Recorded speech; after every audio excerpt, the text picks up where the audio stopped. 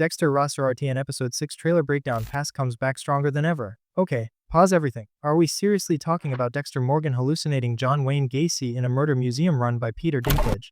And somehow the actor behind that serial killer clown is the show's own writer. Woke the mitivaras olbos tenenister egg suspenendi hero. Hi, I'm Sophia, and this is Breakdown Epic, where we don't just break down trailers, we dissect them like Dexter himself, scalpel in hand and moral code in question. Now real quick, have you ever watched a show and gone, wait, did I just see what I think I saw? Because that was me, rewatching Dexter Resurrection episode 4, staring into the abyss of Leon Prater's serial killer museum air, only to realize the abyss is staring back, wearing clown makeup.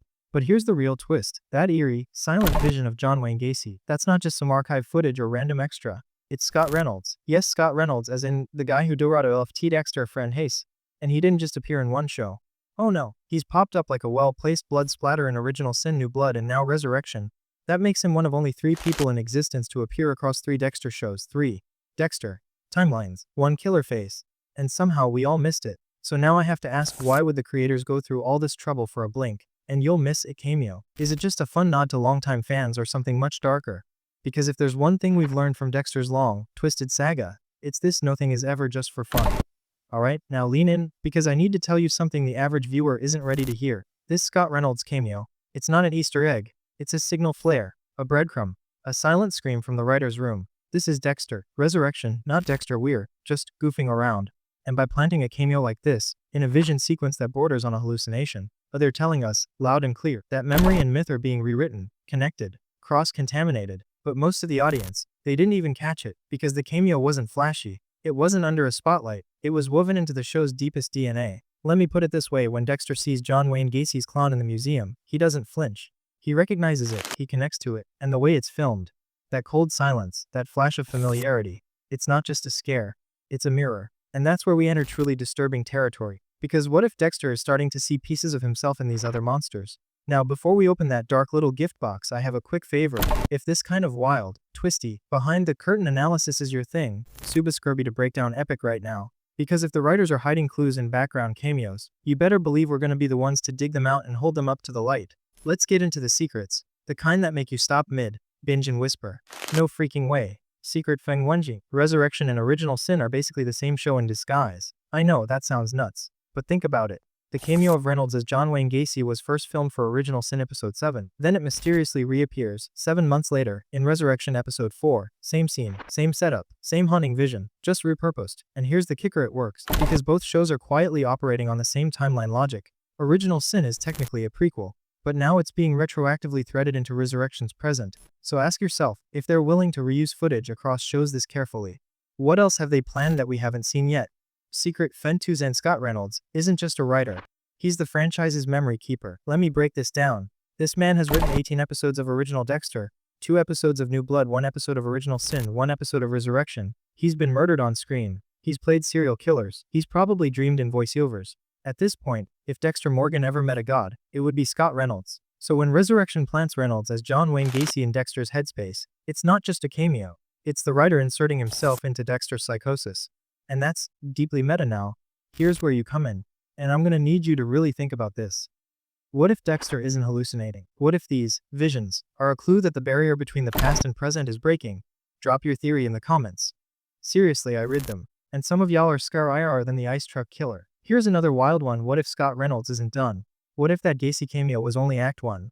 Imagine this: Dexter's mind is starting to fracture, and in every crack is a different serial killer from his past. Gacy, Trinity, the Bay Harbor Butcher, all bleeding through the edges of his reality like ghosts trapped in blood slides. Suddenly this isn't just a crime show, it's a psychological horror inside Dexter's own head.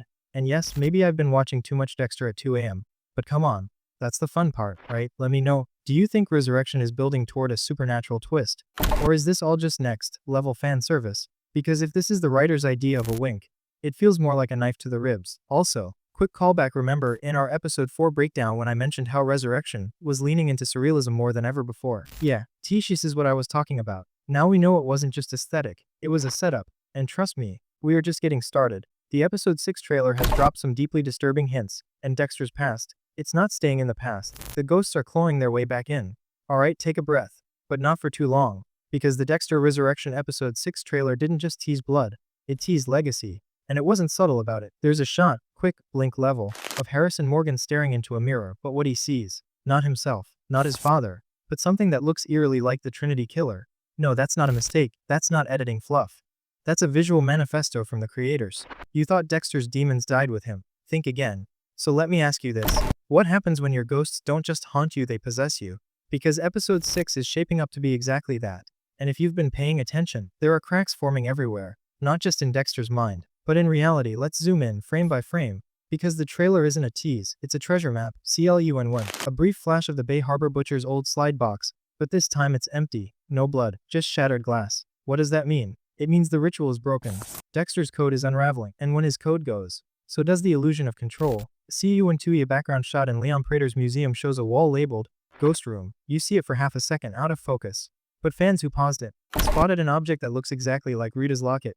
Oh yeah, we're not in season 1 anymore, kids. We're in season everything. CUN3, Maya, played by Krysten Ritter, utters the chilling line, "He's not gone, he just moved in." And the trailer cuts to Harrison, standing still, eyes blank. Moved in. We're not talking ghosts here. We're talking possession, of identity, of purpose, of trauma.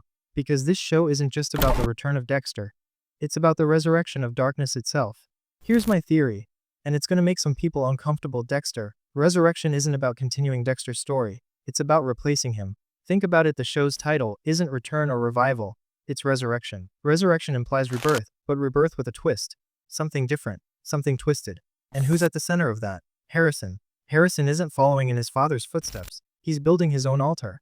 And every memory, every trauma, every cameo, from John Wayne Gacy to the Trinity Echoes, is fuel for that fire. And here's the worst part, Dexter knows it. That's why he's seeing visions. That's why he's unraveling. Because the monster he kept locked away for so long is evolving in someone else's body. And this time, the code won't save them. Let's play a quick what if.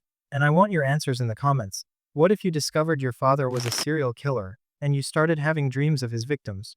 What would you do? Would you run? Would you fight it? Or would you give in? Because that's what episode 6 is teasing, Harrison facing the ultimate choice. Not just whether he becomes like Dexter, but whether he becomes something worse. And let me throw this in for the OG fans. Remember season 4's bathtub scene? The one that broke Dexter? Yeah, Harrison remembers it too. In this trailer, it's saying he never forgot. Let's drop the jokes for a second, because this hits deep. Dexter tried to raise Harrison without the monster, without the blood, without the dark passenger, but trauma doesn't disappear, it mutates. And now, in episode 6, we're seeing the final product of that mutation, a son searching for purpose, a father trapped between memory and madness, a world that won't stop recycling its demons. And maybe the real tragedy, Dexter didn't save Harrison, he infected him. Also, side note, can we talk about how Peter Dinklage is out here running a serial killer museum like it's a haunted Apple store? Hi, I'm Leon. Can I interest you in a limited edition Zodiac Killer lunchbox? What even asks this show anymore? And why do I love it so much? Tell me I'm not alone. Peel Ace, tell me I'm not the only one both terrified and vaguely impressed by this museum of nightmares. Let's land this blood-soaked plane. The episode 6 trailer isn't just teasing the next murder, it's announcing a shift in the soul of the franchise. Scott Reynolds appearing as John Wayne Gacy wasn't a fun cameo. It was a mirror, held up to Dexter, and to us, the audience. This show isn't asking, what will Dexter do next? It's asking, what happens when we glorify monsters and pass them down like heirlooms? Dexter Resurrection is the franchise staring itself in the face, and flinching, just a little. If this breakdown unlocked a memory you didn't know you had, or made you sigh, eye your own reflection just a little too long, you smash that like button like Dexter smashes his kill room tape. Subscribe so you don't miss our episode 7 theory breakdown. Trust me, that one goes even harder. And drop your most cursed theory in the comments. I need to see if anyone else thinks Mia might be Rita's half sister, or if I'm spiraling. Because on Breakdown Epic, we're not just watching Dexter, we're peeling back the plastic wrap and peeking at what's beneath. This is Sophia. Stay suspicious, stay sharp, and whatever you do,